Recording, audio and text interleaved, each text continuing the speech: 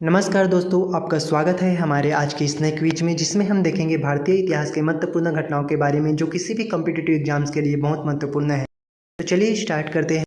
पहला प्रश्न है, सिंधु घाटी सभ्यता का सबसे प्रमुख शहर कौन सा था? ए कालीबंगा, बी लोथल, सी मोहनजोदड़ो, डी हड़प्पा।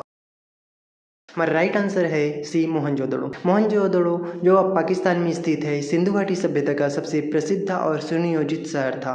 इसका अर्थ है मृतकों का टीला। हमारा अगला प्रश्न है, ऋग्वेद किस काल का ग्रंथ है? ए उत्तर वैदिक काल, बी गुप्त काल, सी हड़प्पा काल, डी प्रारंभिक वैदिक काल। हमारा राइट आंसर है डी प्रारंभिक वैदिक काल। ऋग्वेद भारतीय उपमहाद्वीप का सबसे प्राचीन ग्रंथ है जो लगभग 1500 से 1200 ईसा पूर्व के बीच रचा गया था। तीसरा है, गौतम बुद्ध ने अपना पहला उपदेश कहाँ दिया था? ए वैशाली, बी कपिलवस्तु, सी Kushinagar, D Sarnath.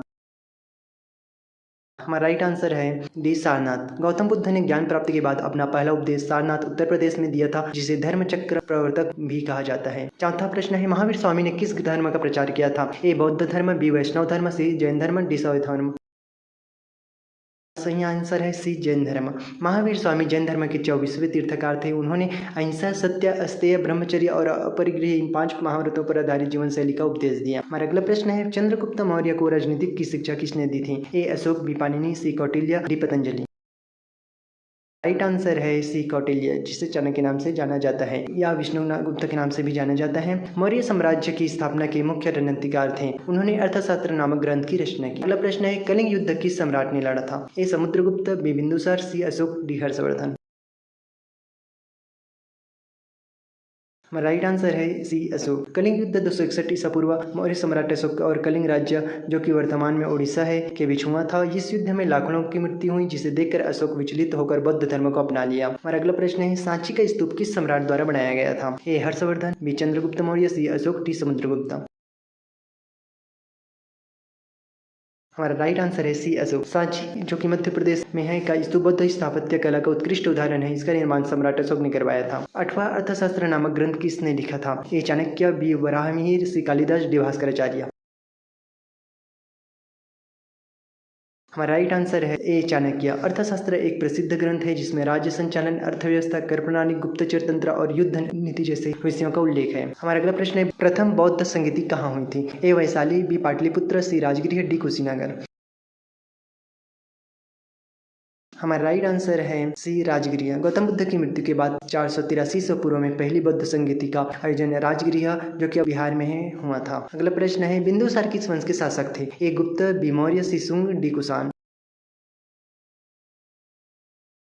Right answer है बी मौर्य। बिंदुसार मौर्य साम्राज्य के दूसरे सम्राट थे। वे चंद्रगुप्त मौर्य के पुत्र और अशोक के पिता। हमारा अगला प्रश्न है, बौद्ध धर्म का सबसे बड़ा संरक्षक कौन सम्राट माना जाता है? ए समुद्रगुप्त, बी कनिष्क, सी अशोक, डी हर्षवर्धन। हमारा राइट आंसर है सी अशोक। सम्राट अशोक ने कलिंग युद्ध के बाद बौद्ध धर्म अपना लिया और उसे व्यापक रूप से प्रचारित किया। और अगला प्रश्न है, गंगाधर कला का विकास किस युग में हुआ था? ए गुप्त काल, बी मौर्य काल, सी शक काल, डी कुषाण काल। राइट आंसर है डी कुषाण काल। गंगाधर कला एक मिश्रित कला शैली थी जिसमें यूनानी, रोमन और भारतीय तत्व शामिल थे। अगला प्रश्न देखते हैं, मौर्य साम्राज्य की राजधानी क्या थी? ए उज्जैन, बी पाटलिपुत्र, सी कांची, डी वैशाली। हमारा राइट आंसर है बी पाटलिपुत्र। मौर्य साम्राज्य की राजधानी पाटलिपुत्र, जो कि वर्तमान में पटना है, थी। यहाँ राजनीतिक, प्रशासनिक और बौद्धिक गतिविधियों का मुख्य केंद्र था। अगला प्रश्न देखते हैं, इंडिका पुस्तक के लेखक कौन थे? ए फायान, बी मेगास्थनीज, सी टॉलमी, डी वेहनसांग। राइट आंसर है बी मेगास्थनीज। मेगास्थनीज यूनानी राजदूत था जिसे सेल्यूकस निकेटर ने मौर्य सम्राट चंद्रगुप्त मौर्य के दरबार में भेजा था। उसने अपनी यात्रा और अनुभव को इंडिका नामक पुस्तक में लिखा। अगला प्रश्न देखते हैं, चंद्रगुप्त मौर्य ने किसके साथ संधि की थी? ए सिकंदर, बी बिंदुसार, सी सेल्यूकस, डी दिमित्रियस। राइट आंसर है सी सेल्यूकस। सेल्यूकस निकेटर सिकंदर का सेनापति और उत्तराधिकारी था। हमारा अगला प्रश्न है, बौद्ध धर्म की चौथी बौद्ध परिषद कहाँ हुई थी? ए पाटलिपुत्र, बी कुशीनगर, सी श्रीनगर, डी वैशाली। हमारा राइट आंसर है सी श्रीनगर। बौद्ध धर्म की चौथी संगीति कनिष्क के शासनकाल में हुई थी। यह श्रीनगर कश्मीर में आयोजित की गई थी। गुप्त वंश की स्थापना किसने की थी? समुद्रगुप्त, बी श्रीगुप्त, सी स्कंदगुप्त, डी कुमारगुप्त। इसका राइट आंसर है बी श्रीगुप्त। गुप्त साम्राज्य के संस्थापक श्रीगुप्त थे। हालांकि चंद्रगुप्त प्रथम को व्यापक रूप से गुप्त वास्तविक संस्थापकों के रूप में माना जाता है, जिन्होंने साम्राज्य का विस्तार किया और उसे मजबूत बनाया। हमारा अगला प्रश्न देखते हैं, गुप्त सम्राट समुद्रगुप्त को किस उपाधि से जाना जाता है? ए अशोक द्वितीय, B Napoleon of India, C भारतीय सिकंदर, डी धर्मचक्र सम्राट। हमारा राइट आंसर है B, Napoleon of India. British इतिहासकार वी स्मिथ ने समुद्रगुप्त को नेपोलियन ऑफ इंडिया कहा था। हमारा अगला प्रश्न है, नालंदा विश्वविद्यालय का प्रमुख संस्थापक कौन था? A Samudragupta, B Harshvardhan, C Kumaragupta, D Kanishka. हमारा राइट आंसर है सी, कुमारगुप्त प्रथम।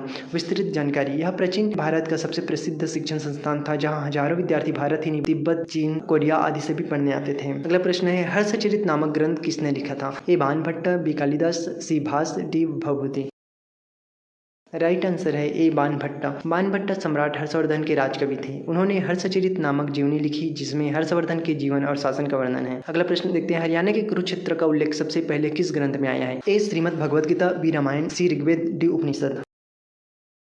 राइट आंसर है ए, श्रीमद् भगवद गीता। कुरुक्षेत्र को महाभारत युद्ध का स्थल माना जाता है। महाभारत में इसे धर्म क्षेत्र कहा गया है। यह पांडव और कौरवों के बीच 18 दिन का युद्ध हुआ था। अगला प्रश्न है, प्रथम भारतीय स्वतंत्रता संग्राम कब हुआ था? ए 1757, बी 1803, सी 1857, डी 1919। राइट आंसर है सी, 1857। 1857 का विद्रोह ब्रिटिश ईस्ट इंडिया कंपनी के खिलाफ हुआ। इसे भारत का पहला स्वतंत्रता संग्राम कहा जाता है। हमारा अगला क्वेश्चन है, बंगाल विभाजन कब हुआ था? ए 1905, बी 1911, सी 1947, डी 1945। राइट आंसर है ए, 1905। 1905 में लॉर्ड कर्जन ने बंगाल को धार्मिक आधार पर दो हिस्सों में बांट दिया, हिंदू बहुल बंगाल और मुस्लिम बहुल ईस्ट बंगाल। इस विभाजन का मुख्य उद्देश्य राष्ट्रीय आंदोलन को कमजोर करना था। हमारा अगला प्रश्न देखते हैं, भारतीय राष्ट्रीय कांग्रेस की स्थापना कब हुई? ए 1875, बी 1885, सी 1905, डी 1920।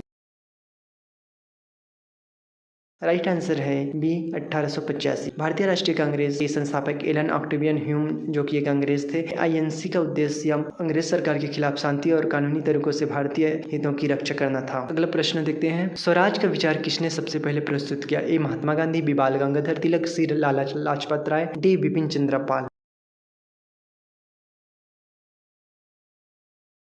राइट आंसर है बी, बाल गंगाधर तिलक। बाल गंगाधर तिलक ने 1905 के आसपास स्वराज मेरा जन्म सिद्ध अधिकार है और मैं इसे लेकर रहूंगा का नारा दिया। अगला प्रश्न देखते हैं, महात्मा गांधी ने सत्याग्रह की शुरुआत कहाँ की? ए भारत, बी दक्षिण Africa, C England, D America. Right answer है बी, दक्षिण अफ्रीका। महात्मा गांधी ने 1893 में दक्षिण अफ्रीका में सत्याग्रह की शुरुआत की। अगला प्रश्न देखते हैं, बंगाल विभाजन रद्द करने का निर्णय कब लिया गया? ए 1905, बी 1911, सी 1919, डी 1935। राइट आंसर है बी, 1911।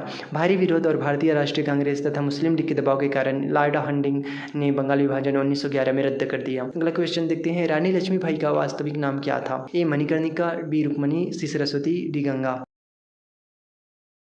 राइट आंसर है ए मणिकर्णिका। रानी लक्ष्मीबाई का वास्तविक नाम मणिकर्णिका थी। विवाह के बाद झांसी की रानी नाम से जानी गई। अगला प्रश्न देखते हैं, सांसद के लिए चुने जाने वाले पहले भारतीय कौन थे? ए दादा भाई नौरोजी, बी रविंद्रनाथ टैगोर, सी गोपाल कृष्ण गोखले, डी मोतीलाल नेहरू। हमारा राइट आंसर है ए दादा भाई नौरोजी। दादा भाई नौरोजी को ब्रिटिश हाउस ऑफ कॉमन्स के लिए संसद चुने जाने वाले पहले भारतीय होने का अनूठा गौरव प्राप्त है। यह महत्वपूर्ण घटना 1892 में घटी। हमारा अगला और लास्ट क्वेश्चन देखते हैं, पंजाब के राजा रंजीत सिंह का उपनाम क्या था? A lion of Punjab, B शेर ए पंजाब, सी बाजीगर ए पंजाब, डी महाराज अधिराज। हमारा राइट आंसर है बी शेर ए पंजाब। रंजीत सिंह सिख साम्राज्य के महान शासक थे। उन्हें वीरता, न्याय, प्रिय शासन और राजनीतिक कौशल के कारण शेर ए पंजाब कहा जाता है। यदि आपको हमारा वीडियो पसंद आए तो प्लीज़ वीडियो को लाइक करें, शेयर करें और हमारे चैनल को सब्सक्राइब करें ताकि आप हमारे साथ अपडेट